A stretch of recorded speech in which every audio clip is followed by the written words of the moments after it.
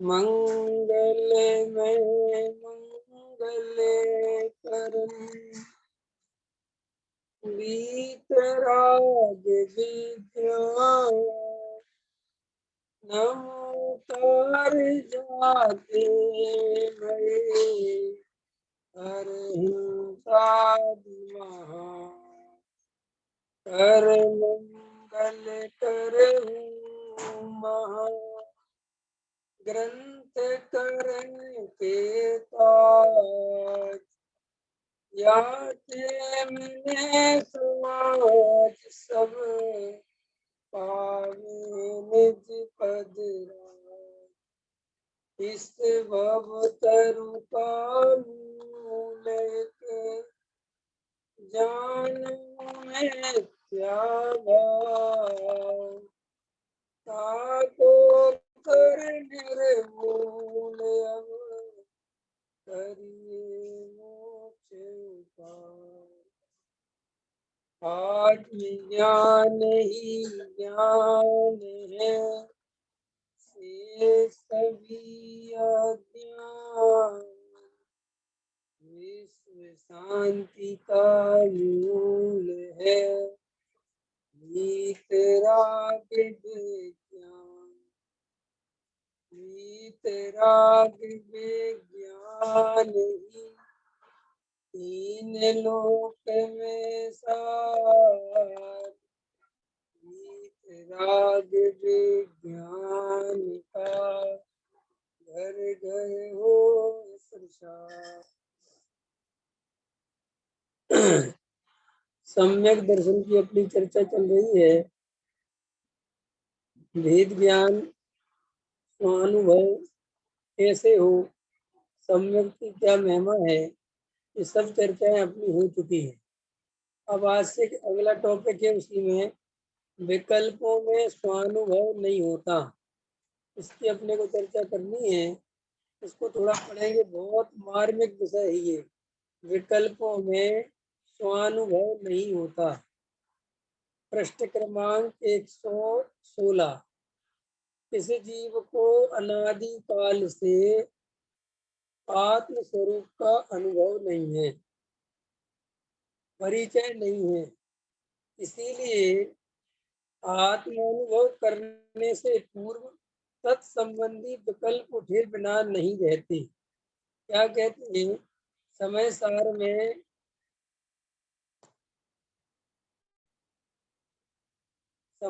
में जो आचार्य कुंद देव ने 4 नंबर की गाथा में इस जीव को अनादि काल से काम भोग बंद की कथा का ही परिचय है, उसी को रात और दिन इसने सुना है, समझा है, सेवन किया है।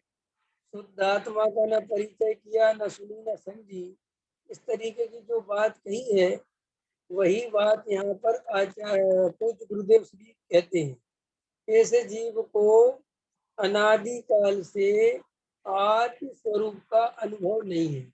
देखो, अब शब्द तो अनादि काल से है, लेकिन अपन विचार करें तो इसमें भी कितना मर्म है कि अनादि काल का जो अभी तक का काल है, उसमें जीव को आत्मा हूँ, आत्मा का अनुभव करने की, आत्मा को समझने की, अपने स्वरूप को जानने की शक्ति कितनी दफे मिली है।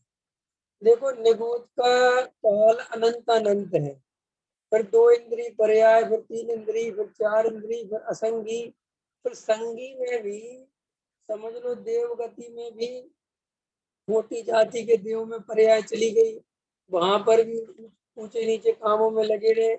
नरक गति में बहुत स्थिति खराब रही। पर्यंच गति में भी जीव को भूख प्यास की चिंता में मर गया। तो मनुष्य गति में भी कुगुरु कुदेव कुधर्म। देखो, ये बात समझने जैसी है।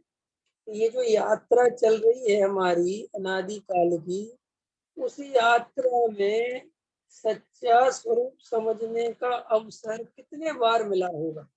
देखो, ये जुदी बात है कि जीव अनादि काल का है, अनंत काल तक रहेगा। ऐसा जीव अकेला नहीं, सभी द्रव्य, चाहे पुद्गल हो, धर्म हो, अधर्म हो, आकाश हो, काल हो, सभी द्रव्य की यात्राएं अनंत अनंत हैं। किसी भी द्रव्य की यात्रा अंत होने वाली नहीं है। ऐसी जीव भी माने मेरी भी, लेकिन उसमें विचार करने की बात यह है कि वास्तव में जिन वाणी, सच्चे देव, शास्त्र, गुरु, आत्मा की चर्चा, स्वरूप की चर्चा, ये कितने बार हमें सुनने मिली होगी। सोचो आप और हम सोचें, ऐसे कैसे सोचें कि वर्तमान में ही देखो कितने सारे मनुष्य हैं, उन मनुष्यों में भी कितने सारे तो नास्तिक प्रवृत्ति के, जिन्हें कोई लेना ही देना नहीं, वर्तमान में ही अपने मस्त हैं, खाओ पियो एंजॉय करो, कुछ नहीं। और उनमें से कुछ धार्मिक प्रवृत्ति के लोग हैं, तो उनमें से भी कुगुरु, कुधर्म, कुदेव का सेवन करने में लगे हुए हैं।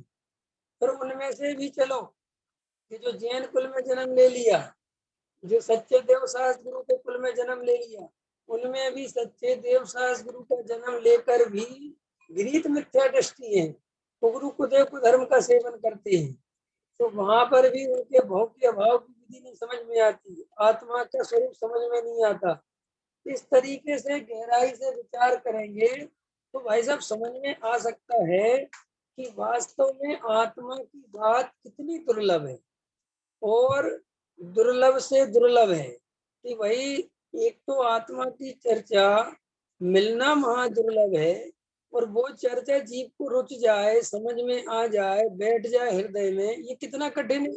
क्योंकि अपन अपने आसपास देखो समझो सब जीव ही तो हैं बेचारे। इसलिए देखो भैया, ये जो वर्तमान में हम भले ही इस भीड़ का हिस्सा हैं, बड़े ही हम अभी संसारी जीव हैं, संसारियों के बीच में रह रहे हैं, लेकिन हमारे पास कुछ विशेषता ये है कि हमें आत्मा की बात अच्छी लग रही है, आत्मा की बात सुनने में आनंद आ रहा है। हम कहीं ना कहीं थोड़ा बहुत छह द्रव्यों का स्वरूप, सात तत्वों का स्वरूप, विष्णु का स्वरूप, निमित्त, उपादान, कर्मों की सबको थोड़ा पहचानने लगे हैं। ये बहुत बड़ी विशेषता है। लेकिन श्री गुरु कहते हैं कि ये विशेषता जब कार्यकारी है, जब जीव आत्मा को सच्चे अर्थों में पहचान ले, अनुभव से पहचान ले, श्रद्धा के तल पर निर्णय हो जाए, तो ये सारी पहचान, ये सारा समझ लो जन्म लेना, देव शास्त्रों का मिलना, तत्व चर्चा होना, ये सब सार्थक हो जाएगी। और अगर हमने यहाँ तक आकर इतना सब कुछ पाकर भी आत्मानुभव में समय नहीं लगाया, वेद ज्ञान हृदय में नहीं उतरा, तत्व की सच्ची श्रद्धा नहीं हो पाई, तो फिर ये समझ लो बहुत चला जाए। ये कीमत पहचानो, बहुत कीमती है सब जो अपन को मिला है। तो इसीलिए जो अनादि काल से ले रहे हैं, तो उसमें विचार करो कि भैया टोडरमल जी साहब ने लिखा है कि इस जीव को बड़ी मुश्किल से मनुष्य पर्याय में ये धर्म की रुचि होती है। तो वहां लिखा टोडरमल जी ने कि वो बेचारा धर्म बुद्धि से धार्मिक स्थानों पर जाता है, तो वहां ऐसा कर्म का उदय होता है कि कुगुरु कुदेव कुशास्त्र मिल जाते हैं उसे। ख्याल में है ना? अभी अपन आप देखो कितने लोग हैं बेचारे सीधे सच्चे हैं, कुछ जानते नहीं, धर्म करना चाहते हैं, कहाँ कहाँ जा रहे हैं, किस किस गुरुओं के पास जा रहे हैं, वे गुरु उनको ठग रहे हैं, गलत रास्ता दिखा रहे हैं, खुद भी आत्मज्ञान से रहते, उन जीवों को धर्म के नाम पर लूट रहे हैं, किसी की श्रद्धा लूट रहे हैं, किसी का धन लूट रहे हैं, किसी की भक्ति लूट रहे हैं, किसी की क्रियाओं में उलझा दिया, किसी को तप में लगा दिया, और वे बेचारे सोचते हैं कि हम तो सब धर्म कर रहे हैं। तो वहां टोडामल जी साहब ने लिखा कि भाई बहुत मुश्किल है। फिर वहां पर आगे लिखा कि सच्चे देव शास्त्र गुरु मिल जाए, ये बहुत दुर्लभ है। फिर वहां आगे लिखा कि सच्चे देव शास्त्र गुरु भी मिल जाए, सात तत्व भी मिल जाए, तो वहां एकांत में बैठ के तत्व विचार नहीं करता, वहां भी व्यवहार धर्म में ही कसाय की मंदता होती है। तो व्यवहार धर्म माने पूजा पाठ कर ली, भक्ति कर ली, स्वाध्याय सुन लिया, कभी इनका प्रवचन, कभी उसका प्रवचन, कभी ये कभी वो, कभी आज अष्टमी है तो सब ये नहीं खाना, इत्यादि इत्यादि। ये सब व्यवहार धर्म का पालन करते हुए ये पर्याय पूरी कर लेता है, तो सच्चे सम्यक दर्शन से वंचित रह जाता है। तो यहाँ पर जो चर्चा चल रही है ना, वो बहुत गहरी चल रही है, बहुत इंपॉर्टेंट चर्चा चल रही है वर्तमान में। ये समझ लो कि अभी जो भी स्वाध्याय में चर्चा आ रही है अपने भाग्य के उदय से, वो इतनी महत्वपूर्ण आ रही है कि मानो साक्षात जनवाणी अपने से कह रही हो कि तुम्हारे भाग्य खुल गए हैं, तुम्हें जो चर्चा मिल रही है, तुम शीघ्र अति शीघ्र जैसे बने वैसे जल्दी से जल्दी, अभी कोई काम भी बाहर में नहीं चल रहे हैं, शांति से घर में बैठे हुए हो, और उदय भी बिल्कुल ऐसे चल रहे हैं कि कहीं आना जाना नहीं है, तुम शांति से बैठ के आत्मानुभव कर सकते हो। और ये काल भी तुमने गप्पों में, इधर उधर की बातों में, और क्या क्या समझ लो, है ना, वो भी कथाओं में निकाल दिया, तो फिर पछताने के अलावा क्या बचेगा। तो देखो, शांति से जो इन दिनों चर्चा आ रही है, वो प्योर आत्मानुभव की आ रही है। अब जो आज विषय चल रहा है, ये तो एक एक शब्द बिल्कुल हीरे मोती जड़ा हुआ है, इतना सुंदर चल रहा है। इसलिए इसमें गहराई से सभी लोग बहुत ध्यान से सुने। देखो क्या कहते हैं, इस जीव को माने कोई दूसरा जीव नहीं है, मेरी चर्चा है, मेरे लिए कहा जा रहा है। मेरे को अनादि काल से आत्म स्वरूप का अनुभव नहीं है। काय का अनुभव नहीं है? आत्म स्वरूप का अनुभव नहीं है, परिचय नहीं है। समझ गए ना? इसीलिए आत्मानुभव करने से पूर्व तत्संबंधी विकल्प उठे बिना नहीं रहते। तत्संबंधी विकल्प माने मैं कौन हूँ, मेरा क्या स्वरूप है, ये राग द्वेष कहाँ उत्पन्न हो रहे हैं, इनका कर्ता कौन है, ये शरीर की क्रिया कौन कर रहा है, शरीर का परिणमन कैसे हो रहा है, ये शरीर और आत्मा जुदे जुदे कैसे हैं, ये राग द्वेष के परिणाम में दुख कैसे है, ये सब विकल्प क्यों? क्योंकि इस तरीके का परिचय जीव ने नहीं लिया। अभी तक जो हमने परिचय लिया, वो इस शरीर के माध्यम से जो पंचेंद्रियां हैं, और जो कभी 2 इंद्री, कभी 3 इंद्री, कभी 4 इंद्री, कभी असंगी, कभी संगी, तो वो सारा परिचय पुद्गल मात्र का रहा। स्पर्श इंद्री के माध्यम से पुद्गल का परिचय, रसना इंद्री के माध्यम से पुद्गल का परिचय, है ना, ग्रहण के माध्यम से, चक्षु के माध्यम से, और कर्ण के माध्यम से। और मन भी अगर हमें जो मिला संगीपना, तो मन भी काय के चिंतन में लगाया, उस मन से भी इस पुद्गल का ही, शरीर संयोगों का ही चिंतन किया। इसलिए सारा का सारा जो अनुभव है, वो एकमात्र पुद्गल का है। पुद्गल से भिन्न जो ज्ञान स्वभाव है, जो जानने देखने वाली वस्तु है, जो मैं हूँ, उसका परिचय नहीं किया। इसलिए गुरुदेव कह रहे हैं कि साहब, तत्संबंधी विकल्प उठे बिना नहीं रहते। अनादि काल से आत्मा का अनुभव नहीं है, अतः ऐसी वृत्तियों का उत्थान होता है कि मैं आत्मा कर्म के संबंध से युक्त हूँ अथवा कर्म के संबंध से मुक्त हूँ। इस प्रकार दो नयों के दो विकल्प उठते हैं, परंतु कर्म के संबंध से रहत हूँ, ऐसे दो प्रकार के भेद का भी एक स्वरूप में कहाँ अवकाश है। स्वरूप तो नए पक्ष की अपेक्षाओं से परे है। एक प्रकार के स्वरूप में दो प्रकार की अपेक्षाएं नहीं है।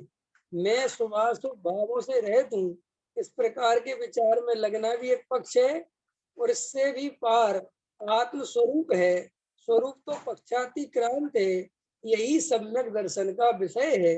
अर्थात उसी के लक्ष्य से सम्यक दर्शन प्रकट होता है।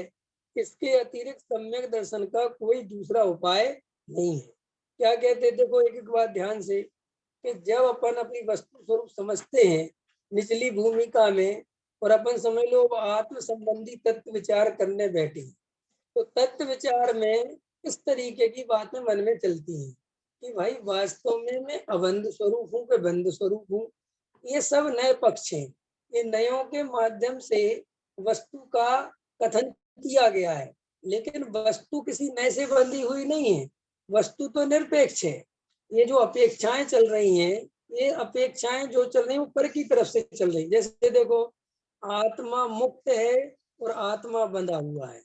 आत्मा मुक्त है, ये कहना भी बंधन की तरफ ले जाता है, क्योंकि मुक्ति उसी की होती है जिसको बंधन हुआ है। तो बंधन और मुक्ति जो है, वो एक दूसरे के, समझ लो कहते कि साहब एक दूसरे से जुड़े हुए हैं। अगर तुमने बंधन की ओर इशारा किया तो मुक्ति अपने आप दिखती है, और अगर मुक्ति की ओर इशारा किया तो उसमें बंधन दिखता है। तो जो बंधन और जो मुक्ति, ये सारी दशाएं पर्याय में होती हैं। किसमें होती हैं? पर्याय में, मेरे स्वभाव में नहीं है।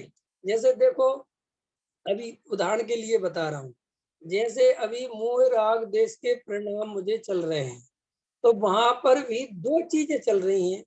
एक जो मोह राग देश के परिणाम चल रहे हैं, एक तो वो दशा है, और एक मोह राग देश के परिणाम में जो जानने देखने वाला है, जो ज्ञान स्वभाव है, एक वो भी है, उसी समय है ना।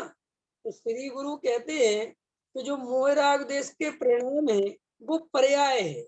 वो कहाँ है, किसमें है? पर्याय में। अभी देखो, समझना, एंगल समझना बहुत गहराई से। वो मोह राग देश के परिणाम, क्रोध मान माया लोभ के परिणाम, वो कहाँ पर हैं? पर्याय में। और उसी समय एक त्रिकालज्ञ स्वरूप मौजूद है, जिसका नाम है ज्ञान स्वभाव। बराबर। अब देखो, ये ज्ञान स्वभाव और पर्याय में विकार। तो श्री गुरु कहते हैं, ये जो पर्याय में विकार है, ये चेंजेबल है, ये बदलेगा। कैसे बदलेगा? कि अगर ये जीव अपने स्वरूप में चला जाएगा, माने ज्ञान स्वभावी आत्मा में अपनापन करेगा और उसमें रम जाएगा, तो ये जो पर्याय में अभी मोह राग देश दिख रहे हैं, इसकी जगह पर्याय में क्या दिखने लगेगा? वीतराग भाव, केवल ज्ञान दिखने लगेगा, अनंत दर्शन दिखने लगेगा, अनंत ज्ञान दिखने लगेगा, अनंत सुख दिखने लगेगा, अनंत वीर्य दिखने लगेगा। किसमें दिखने लगेगा? पर्याय में। जो भी पर्याय में नहीं है ना, वो पर्याय में प्रकट हो जाएगा। तो पर्याय में जो अभी है, उसका अभाव हो जाएगा। तो ये पर्याय में जो हेर फेर चल रही है, श्री गुरु कहते हैं ये जीव नहीं है। अब ये समझने लायक है, ये जीव क्यों नहीं है? क्योंकि ये पर्याय का तो बदलना स्वभाव है, ये तो बदले बिना नहीं रहेगी। अशुद्ध पर्याय भी बदलेगी और शुद्ध पर्याय भी बदलेगी। इसीलिए तुम्हें इन पर्यायों वाले स्वभाव का ध्यान नहीं करना है, इन पर्यायों में नहीं अटकना है, ना अच्छी पर्यायों में और ना बुरी पर्यायों में। उन्हीं पर्यायों का एक नाम विकल्प भी है, कि तुम्हें ये कभी ऐसा लगेगा कि सब बंधा हुआ हूँ, कभी मुक्त, तो बंधा हुआ और मुक्त की अवस्थाएं भी जीव के स्वभाव की नहीं है। बंधन भी और मुक्ति भी पर्याय में। जब मोह राग देश के परिणाम है, तो बंधा हुआ कहने में आता है। जब मोह राग देश के परिणाम नहीं है, वीतराग भाव है, तो मुक्ति कहने में आती है। तो मुक्ति और बंध पर्याय स्वभाव में है, द्रव्य स्वभाव में नहीं है। अब द्रव्य स्वभाव की दृष्टि का नाम सम्यक दर्शन है। इसका मतलब ये हुआ कि पर्याय स्वभाव में जो भी स्थिति बन रही है, उसमें जीव की ना तो चलती है, न जीव उनका करता धरता है, और न जीव उसमें डायरेक्ट कुछ हेर फेर कर सकता है। तो फिर जीव क्या कर सकता है? कि जीव जो त्रिकाल स्वभाव है, जो जानने देखने वाला स्वभाव है, जीव उसमें अपनापन कर सकता है, उसका अनुभव कर सकता है, उसकी दृष्टि कर सकता है। तो जब उसकी दृष्टि करने से क्या होगा? कि उसकी दृष्टि करने से दुख मिट जाएगा। लॉजिक समझ में आ रहा कि नहीं आ रहा दिनेश जी? दुख क्यों मिट जाएगा? दुख इसलिए मिट जाएगा कि वो स्वभाव बदलता नहीं है। क्या कहा? वो स्वभाव बदलता नहीं है, और बाकी जो भी कुछ चीज है, वो सब बदलने वाली है। तो बदलने वाली है, अगर उसमें अपनापन करोगे, तो गारंटी से आकुलता होगी, दुख होगा, जो वर्तमान में हो रहा है कि नहीं हो रहा है? देखो, समझो मेरी बात, वस्तु का स्वरूप कैसा है। आचार्य भगवंत कहते हैं, ज्ञानी धर्मात्मा कहते हैं कि शरीर का कर्ता जीव नहीं है। देखना गहराई से, संयोगों का कर्ता जीव नहीं है, संयोग का कर्ता जीव नहीं है। और मजेदार बात और सुनो, गहरी चर्चा, कि जिन संयोगों को तुम अपना मानते हो, कि पत्नी मेरी, बच्चे मेरे, मकान मेरी, दुकान मेरी, मजेदार उसमें ये है कि वो जो पत्नी नाम की चीज है, उसकी जो अंदर की आत्मा है, उसे तो तुम भी नहीं पहचानते। और जो बाहर का शरीर है ना, जिसे तुम पहचानते हो, उसका कर्ता तो वो पत्नी भी नहीं है, तुम तो बहुत दूर की बात। अंतर समझ में आया? माने मैजिक समझो, वस्तु स्वरूप समझो, क्या क्वालिटी है, कि तुम शरीर के कर्ता नहीं हो, संयोग के कर्ता नहीं हो, और उन संयोगों में भी वे संयोग भी बेचारे उसके कर्ता नहीं है। तो अब इससे क्या बात है कि भाई इस शरीर के कर्ता नहीं हो, माने अगर तुम इस शरीर की चिंता करते हो तो तुम मूर्खता करते हो। क्यों? चिंता उसकी करनी चाहिए जिसके तुम कर्ता हो। अब जब तुम उसके कर्ता हो नहीं, वो तुम्हारे अनुसार परिणमन कर नहीं सकता और तुम रात और दिन उसकी चिंता करते रहोगे, तो इससे दो बातें खड़ी हो जाएंगी कि शरीर में तो तुम्हारा कुछ लेना देना है नहीं और मोह राग देश के परिणाम बढ़ते चले जाएंगे और उन मोह राग देश से आकुलता बढ़ती चली जाएगी। और सुनो, निमित्त नैमित्तिक संबंध कैसे हैं कि अगर आत्मा में आकुलता बढ़ी गई तो श्री गुरु कहते हैं ऐसे शरीर और आत्मा के निमित्त नैमित्तिक संबंध है कि उसका प्रभाव जरूर आत्मा शरीर पे पड़ता है। नहीं गजब की बात समझ में आई कि नहीं समझ में आई? माने तुम्हारा शरीर पे बस तो चलता नहीं, शरीर में तुम हेर फेर तो कर सकते नहीं, लेकिन तुम शरीर की चिंता करोगे और चिंता करने से आकुलता बढ़ेगी, तो आकुलता से क्या होगा कि गारंटी से उसका दुष्प्रभाव ही पड़ता है। अंतर समझ में आई? एक बात। फिर दूसरी तरफ से समझो कि वे जो तुमने आकुलता करी उससे मुफ्त में कर्म बंद हुआ। मुफ्त में हुआ कि नहीं हुआ? मुफ्त में माने उसके बदले में कुछ हुआ नहीं। जैसे मान के चलो मैंने शरीर की चिंता करी और शरीर मेरा ठीक हो गया और मुझे 1 किलो कर्म का बंद हो गया, तो चलो भाई साहब कम से कम बंद हुआ तो मैंने कुछ तो शरीर का अच्छा कर लिया। जैसे एक व्यक्ति ने चोरी करी, अब चोरी में वो 6 महीने बाद पकड़ा गया, तो 6 महीने जो चोरी करी थी उस माल के मजे लिए, घूमा, ऐश किया, खूब खर्च किया, बाद में जेल चला गया, कोई बात नहीं। लेकिन एक आदमी ने चोरी करी और अगले दिन पकड़ा गया, उसमें से 1 रुपया खर्च नहीं कर पाया। कितना खर्च नहीं कर पाया? 1 रुपया। और बेचारे को सजा की सजा हो गई और पैसा का पैसा वापस हो गया। ऐसे ही श्री गुरु कहते हैं इस जीव ने आज तक पुद्गल द्रव्य में कुछ भी हेर फेर नहीं की। आज तक ये बेचारा पुद्गल द्रव्य का कुछ भी बिगाड़ सुधार नहीं कर पाया और ये बिगाड़ सुधार करने की सोचता है कि तुरंत कर्म बंद हो जाता है और सजा मिल जाती है। अंतर समझ में आया कि नहीं आया? कि हमें अनादि काल से जो सजा मिल रही है वो किस बात की मिल रही है संजय जी? वर्तमान में जो जीव दुखी है तो वो दुखी क्यों है? किसी का बुरा किया, किसी का भला किया, किसी कुछ नहीं, भला और बुरा किया ये मान्यता से जिंदगी खराब हो रही है। भला बुरा तो किया नहीं है आज तक किसी का, भला बुरा तो करने की स्थिति है नहीं और रियल की वस्तु स्वरूप ही ऐसा है। अगर जगत में कोई किसी का भला बुरा कर सकता ना भाई साहब, तो इस जगत का अंत हो जाता। ये जगत जो अनादि काल से चला आ रहा है, ये क्यों चला आ रहा है? या एक भैया, या एक नींद आ रही क्या है? अनादि काल से जो ये चला आ रहा है और अनंत काल तक चलता रहेगा। क्यों चलता रहेगा ये अनंत काल तक? कोई अगर विश्व को नाश करना चाहे तो कर सकता है कि नहीं? बोलो, क्यों नहीं कर सकता? क्योंकि ऐसी व्यवस्था नहीं है स्वरूप में, कोई किसी का करता धरता नहीं है ना। अगर करता धरता होता तो अभी तक नाश कर भी दिया होता लोगों ने। क्योंकि एक से एक विनाशकारी लोग पैदा हो रहे दुनिया में, परमाणु बम बनाने में बैठे हैं, पता नहीं कौन कौन से बम बना के बैठ गए, लेकिन दुनिया का नष्ट फिर भी नहीं होता, अस्तित्व नाश होता ही नहीं। तो देखो, अस्तित्व नाश होता नहीं इसका मतलब मेरा भी नाश नहीं होगा। क्लियर समझना? फिर ये सजा किस बात की है कि हम दूसरे के नाश करने की सोच रहे हैं, हम दूसरे का भला करने की सोच रहे हैं, मरे जा रहे चिंता में, रात और दिन मरे जा रहे, मरे जा रहे। निसाई समझ में आ रहा कि नहीं आ रहा?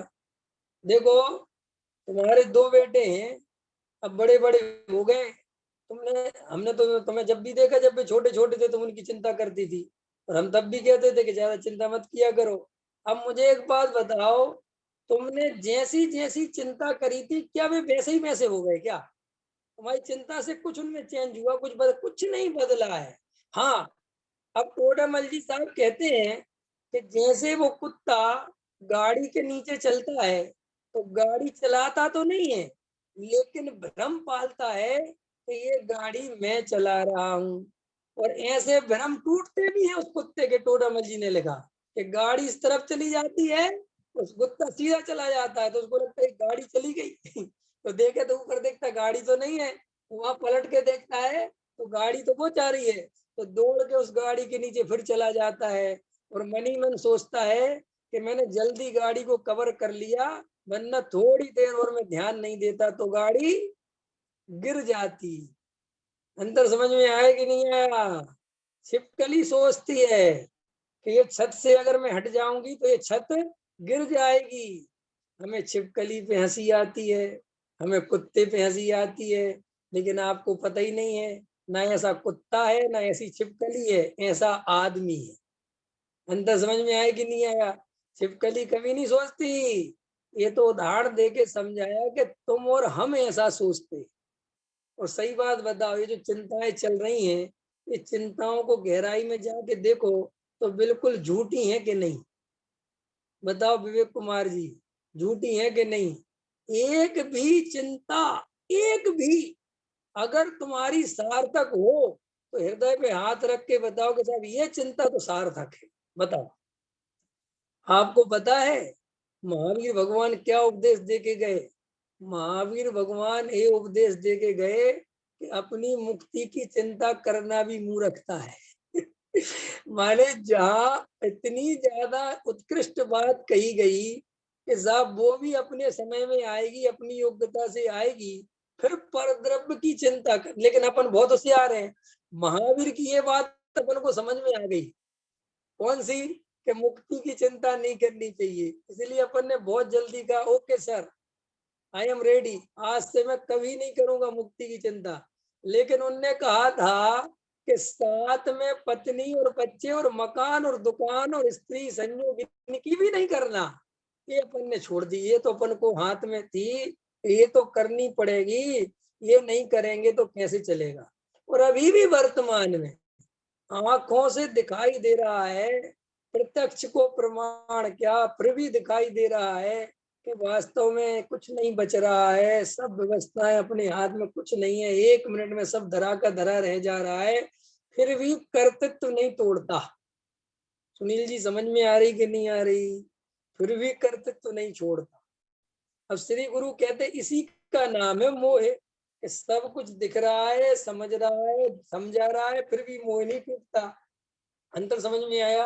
अब गहराई में जाके बस देखना, कर्तृत्व भाव देखो। तो देखो भैया, हमें ये जो शरीर की चिंता कर रहे हैं, श्री गुरु कहते हैं इस चिंता करने से शरीर में कुछ नहीं होता। और बहुत लोग तो ऐसा तक लिख गए कि चिंता जो है चिता का कारण है।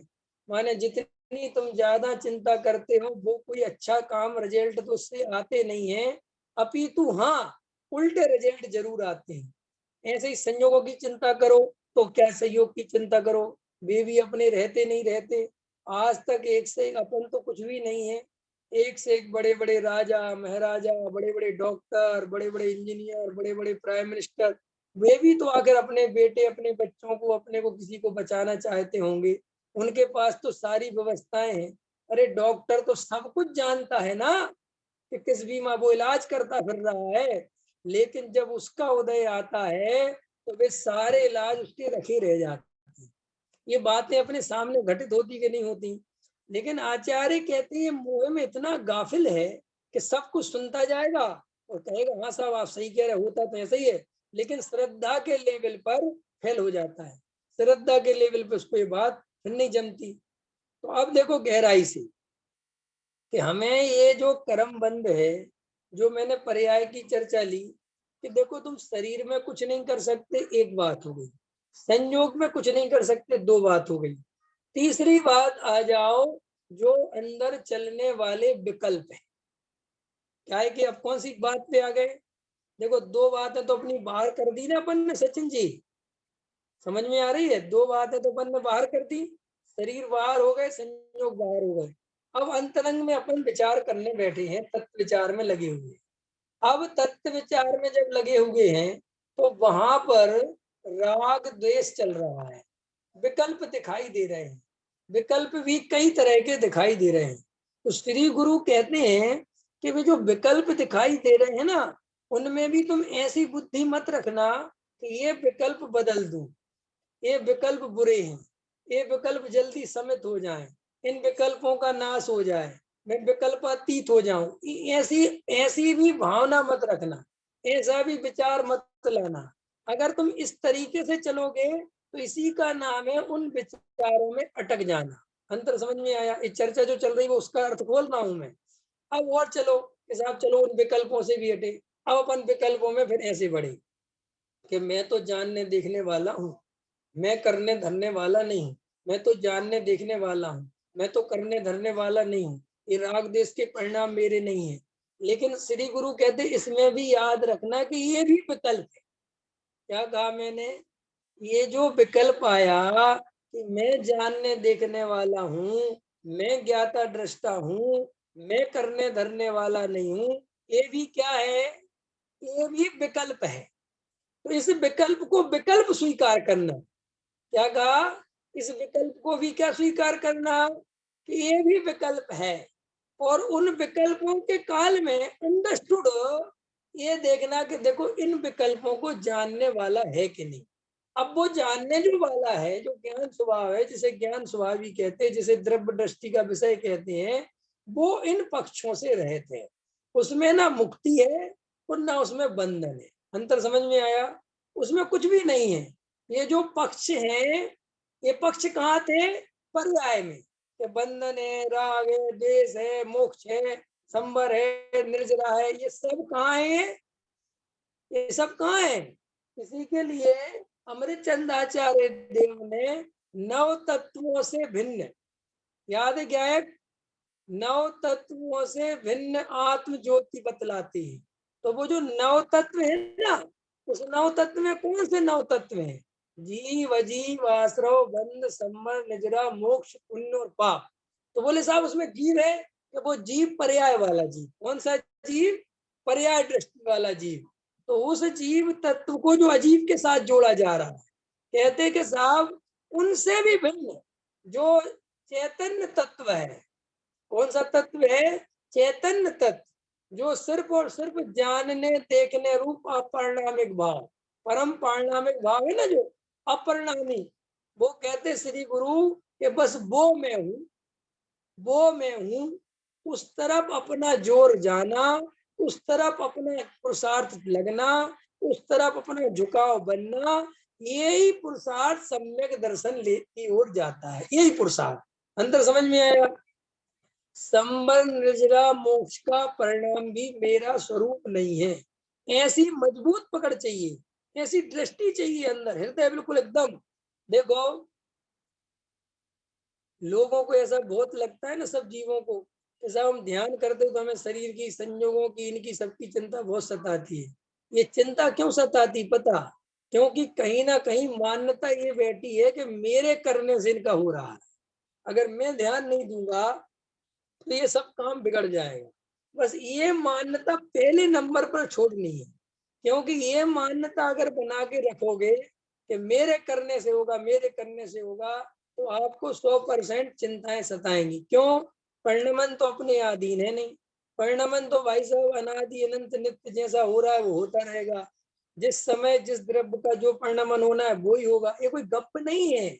ये बातें रिपीटेशन होते होते होते होते होते आदमी को ऐसा लगने लगा ठीक है यार, अब जब सिर पे बीतती है ना तब जानते हैं। नहीं नहीं भैया, ये जब सिर पे बीतती है ना तभी प्रयोग करना है। तभी इन बातों की परीक्षा होगी कि तुम्हें सच्चे धर्म की श्रद्धा है कि नहीं। ये उस समय श्रद्धा की बात नहीं है कि जब पुण्य का उदय चल रहा है, सब अपना अनुसार परिणमन चल रहा है, और तब हम कहते भरे कि केवल ही भगवान ने जो देखा है वही होना है। तब तो भाई साहब कोई भी कह सकता है, क्योंकि सबके मन का ही हो रहा है। मजेदार बात यह है कि तुम्हारी इच्छा के अनुसार कुछ भी नहीं हो, अनंत प्रतिकूलता चल रही हो, और फिर भी तुम्हें ये दिखे कि सर्वज्ञ के ज्ञान में जो झलक रहा है वो ही होना है, और कुछ होना ही नहीं। देखो, और मजेदार बात यह है कि इस पर्याय संबंधी ऐसे विचार कर लिया करो जब आकुलता हो, तो ये विचार किया करो कि इस पर्याय में सुख है कहाँ? मोह में। दुखी तो मोह के कारण है। और चाहे मोह यहाँ रहेगा, चाहे मरने के बाद देवगति में रहेगा, चाहे नरक में रहेगा, चाहे त्रियंच में रहेगा, दुख का कारण ना तो कोई गति है, दुख का कारण ना तो कोई शरीर है, दुख का कारण ना तो कोई संयोग है। दुख का कारण तो मात्र एक मात्र मोह है। मिथ्यात्व है। और अगर मिथ्यात्व यही नष्ट कर दिया, अभी नष्ट कर दिया, तो अभी सुख ही सुख है।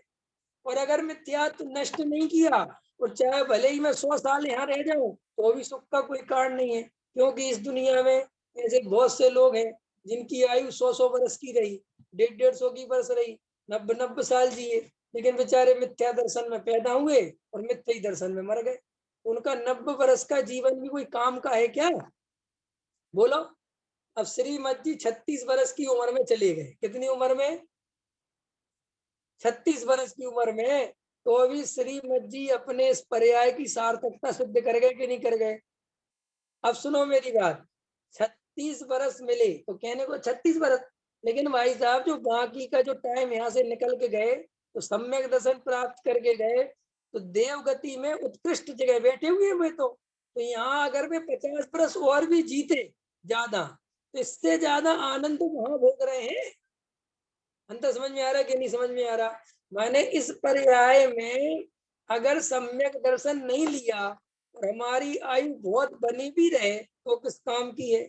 और अगर हमने सम्यक दर्शन ले लिया और ये पर्याय अभी छूट जाए, तो मर के देवगति में पहुंचना है। और सम्यक दर्शन सहित रहेंगे तो भाई साहब आनंद ही आनंद। नहीं समझ में आया? देवगति वैसे बुरी नहीं है अगर सम्यक दर्शन हो तो। ख्याल में आया कि नहीं आया?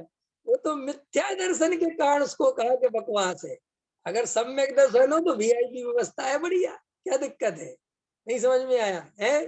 जाए बढ़िया, अपना पर्सनल विमान होता है, चाहे जहाँ घूमो फिरो, मजे से नंदी द्वीप की पूजा करो, बढ़िया भक्ति करो, आनंद करो, भूख प्यास की चिंता नहीं। और सम्यक दर्शन तो अपन साथ में लेके चले ही रहे। तो अंत समय में माला मुरझाने से रही। अंतर समझ में आया कि नहीं आया? बढ़िया वहां पर टाइम निकालेंगे, पूरा पीरियड होगा, सम्यक दर्शन साथ में रहेगा, फिर पर्याय मिलेगी, मोक्ष चले जाएंगे। माने सब सुखी होने का उपाय एक मंत्र सम्यक दर्शन।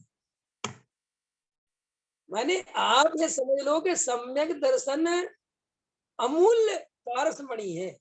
जिसके साथ है उसको कभी दुख नहीं, और सम्यक दर्शन जिसके पास नहीं उसको कभी सुख नहीं। चाहे वो गति बदलता फिरे, चाहे मति बदलता फिरे, चाहे स्त्री बदलता फिरे, चाहे संयोग बदलता फिरे, मिथ्या दर्शन माने दुख। समझ में आया नहीं समझ में आया? नहीं समझ में आया? एक उदाहरण देके समझा देता हूँ। जैसे कैंसर की बीमारी हो जाए किसी को, समझना सुनील जी, कैंसर की बीमारी हो गई, वो कपड़ों को तो हुई नहीं, बीमारी हुई शरीर में। अब हम कितने ही बढ़िया कपड़े पहन लें, कितने ही बढ़िया से बढ़िया महंगे से महंगे कपड़े बदलते रहें, तो कैंसर हट जाएगा? दुख मिट जाएगा? ये क्यों नहीं मिटेगा? क्योंकि आप कहोगे कि बीमारी कपड़ों में थोड़ी है मेरे भाई, बीमारी तो अंदर है। जैसे श्री गुरु कहते हैं जीव दुखी तो मिथ्या दर्शन से है, और सुखी होना चाहता है पर पदार्थों से। अंतर समझ में ना? दुखी कैसे है? मिथ्या दर्शन से, प्रमोद जी। और सुखी होना चाहता है पर पदार्थों को बदल बदल के। अब मुझे बताओ, पर पदार्थों को कितना बदले जीव के सुखी हो जाए? है वो वाला उदाहरण है ना, नमक की डली वाला, कि मुंह में नमक डली रखे हुए है और कह रही चीनी भी खारी है, गुड़ भी खारा है, सब कुछ खारा है। कि भैया बे सब कुछ तो सही है, तेरे मुंह में रखा हुआ नमक जो पड़ा है वो खारा है। ऐसे ही श्री गुरु कहते हैं कि तू ये जो परद्रव्यों में हेर फेर करने में लगा है, और फिर कहता है मैं सुखी तो हो नहीं रहा, मैं पता नहीं क्यों नहीं हो रहा। तो श्री गुरु कहते हैं कि दुख का कारण तो मिथ्या दर्शन है, और मिथ्या दर्शन तेरी मान्यता में है, और तू उपाय बाहर करता है, इसलिए तो दुखी रहता है।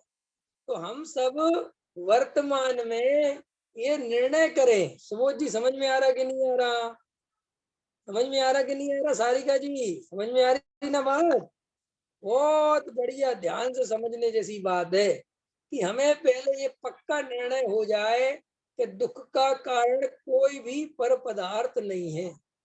दुख का कोई भी कारण, जैसे मान के चलो सम्यक दर्शन है किसी जीव को, ठीक है, अब सम्यक दृष्टि के भी कोई पाप कर्म के उदय से कोई शरीर में रोग हो जाए, तो उसको तकलीफ तो होती है। ऐसा नहीं उसको तकलीफ नहीं होती, तकलीफ उसे भी होती है, उसे भी तकलीफ होती है, उसको भी पीड़ा होती है, वो भी उपाय करता है।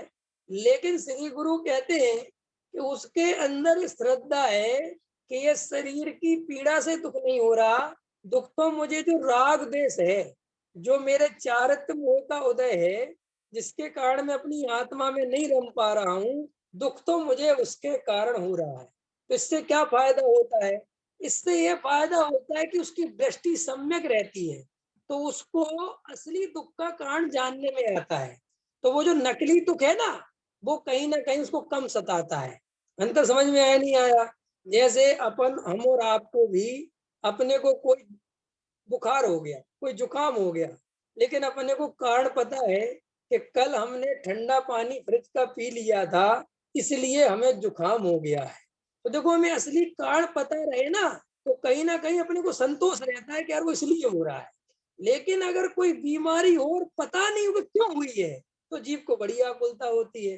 तो देखो, सम्यक दृष्टि की सबसे बड़ी विशेषता ये है कि सम्यक दृष्टि को हर चीज पता है। जैसे शरीर में तकलीफ हो रही है, तो वो ये भी जानता है कि शरीर की तकलीफ क्यों हो रही है। वो ये भी जानता है कि इसमें असली खेल कौन खेल रहा है। उसको कर्म का उदय भी समझ में आता है। मिथ्या दृष्टि को ये सब कुछ समझ में नहीं आता। मिथ्या दृष्टि को सिर्फ और सिर्फ निमित्त दिखाई देता है। कौन दिखाई देता है? बाहरी निमित्त। इसलिए वो इतना दुखी होता है, इतनी कसाय करता है, और दुखी होता चला जाता है। वो सोचता है किसके कारण मैं दुखी हो रहा हूँ, अगर ये नहीं होता तो मैं सुखी हो जाता। जबकि सम्यक दृष्टि बहुत अच्छे से जानता है कि ये जो बाहर की व्यवस्थाएं हैं, ये सब कर्माधीन है। ये सब कर्मोदय के खेल हैं। इसमें मेरा कोई भी लेना देना नहीं है। ये सब जैसे कर्म पूरब में है, उदय जैसे आ रहे हैं वैसे चलेगा। अंतर समझ में आया? बाहर कर्म, बाहर कौन चला रहा है व्यवस्था, कौन है किसका, कौन है इसका हिसाब किताब? कर्म और योग्यता। लेकिन तुम्हें योग्यता से ज्यादा कर्म दिखता है ना, कर्म नहीं दिखता। तो दोनों बातें समझ लो कि साहब, तत्समय की योग्यता और उस जाति कर्म का उदय, ठीक है ना?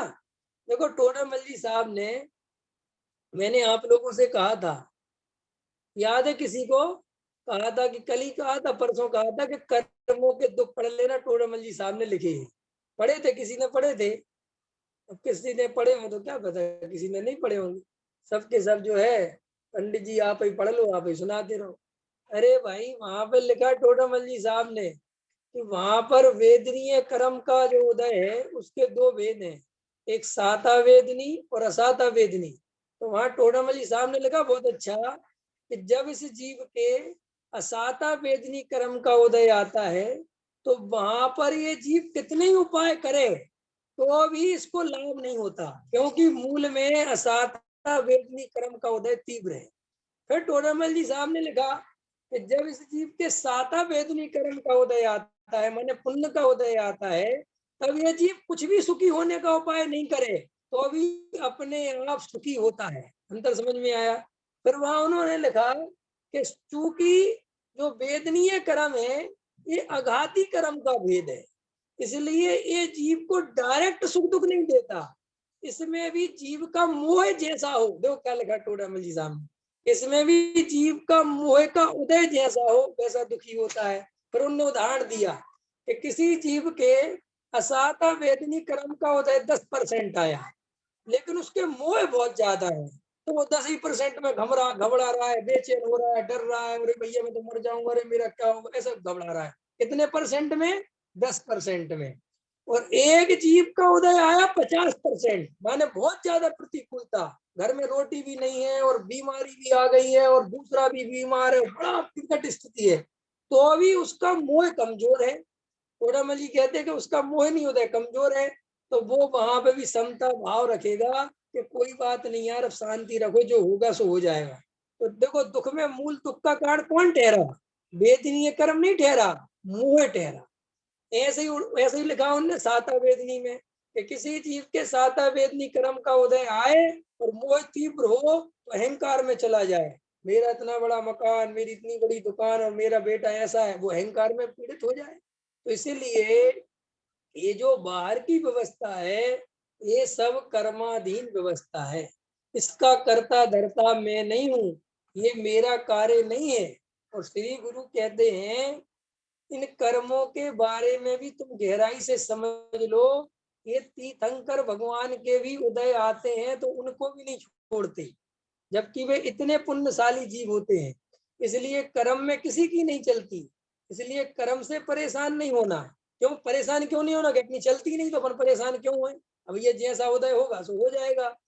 फिर दूसरी बात, उसी में जो जीव इन कर्मों के उदय का विचार करके, देखो कर्म का उदय विचार क्यों करना, ताकि ये कर्तृत्व बुद्धि छूट जाए, जो पर की चिंता है ये छूट जाए और वो उपयोग वहां से हटे और आत्मा में वो उपयोग लगे। क्योंकि आत्मा में वो उपयोग क्यों नहीं लग रहा, क्योंकि वहां कर्तृत्व चल रहा है कि मैं करता धरता हूँ। अंतर समझ में आया, पकड़ में आ रही। तो वहां से कर्म के उदय का विचार करके श्री गुरु कहते हैं कि वहां से ये जीव उपयोग हटाए और देह और आत्मा जुदे जुदे हैं, ये पक्का निर्णय करे, ये भेद ज्ञान करे, ऐसा वस्तु स्वरूप में पक्का और निश्चय करे और फिर उस भेद ज्ञान के बल से जो इन विकल्पों से रहे, कर्मों के उदय से रहे, जो एक त्रिकाली ध्रुव है, जो जानने देखने वाला तत्व है, जो द्रव्य दृष्टि का विषय है, जो सम्यक दर्शन का विषय है, उस अखंड ज्ञायक भगवान आत्मा का लक्ष्य करे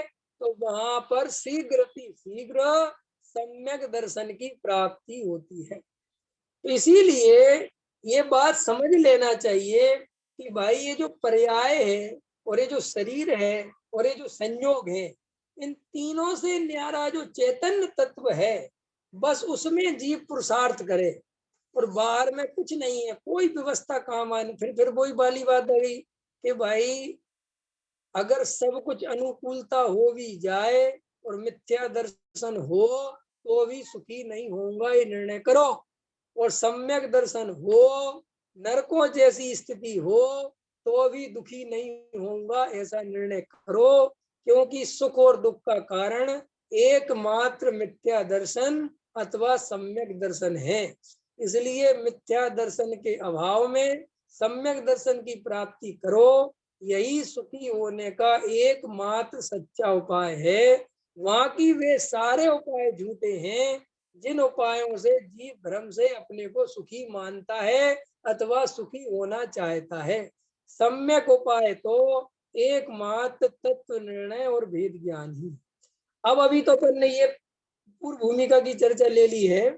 अब कल इसमें देखो चर्चा चलेगी, गुरुदेव समझाएंगे कि देह की क्रिया से सम्यक दर्शन नहीं होता, जड़ कर्मों से भी नहीं होता, अशुभ राग से नहीं होता, शुभ राग से नहीं होता, फिर वो कैसे विचार चलते हैं उन विचारों से भी नहीं होता।